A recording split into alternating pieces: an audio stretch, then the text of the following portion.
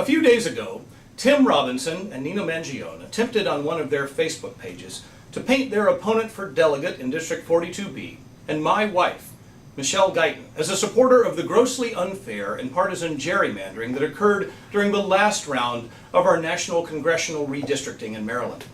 This is untrue. Michelle has long been on the record as supporting an independent commission for redistricting. It's on her website, and it's on her Baltimore Sun candidate questionnaire from last spring. She views the disenfranchisement of any of our neighbors in North County as a fundamental injustice, regardless of their political beliefs. And notably, they erased her online response and left their lie up. Never mind. We actually have a bigger problem, and I think it's one we can all agree on. Is she gone?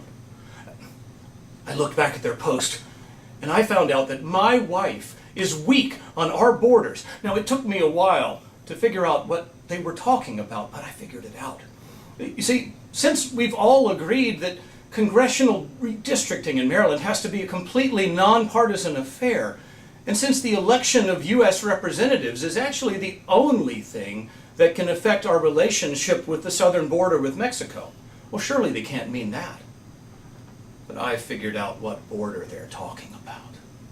Therefore, let me say categorically that I agree with Robinson and Mangione that the threat from Pennsylvania is real and ever-present.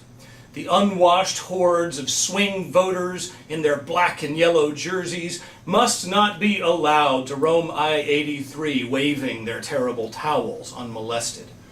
And don't forget about their special forces, lurking just above the border with their horses and their buggies, selling high-fat cheese from their communist agrarian utopia, all the while swearing allegiance to the Dutch.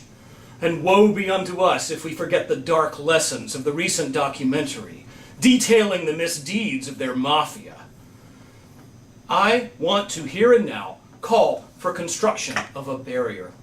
Now, a wall may be viewed by those pesky feds as limiting interstate commerce, so let's create something a little more commensurate with the level of the threat.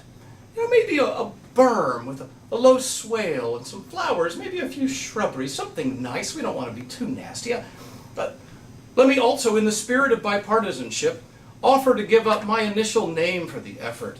Feel the berm, in favor of the now much more familiar build the berm.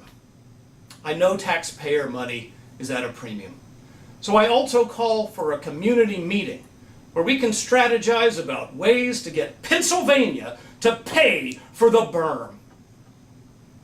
My only stipulation is that it happen on a sweltering evening at Delaney High School in the unair-conditioned classrooms, where perhaps the sweat dripping down over our eyes might serve to refocus them on what actually matters in this race.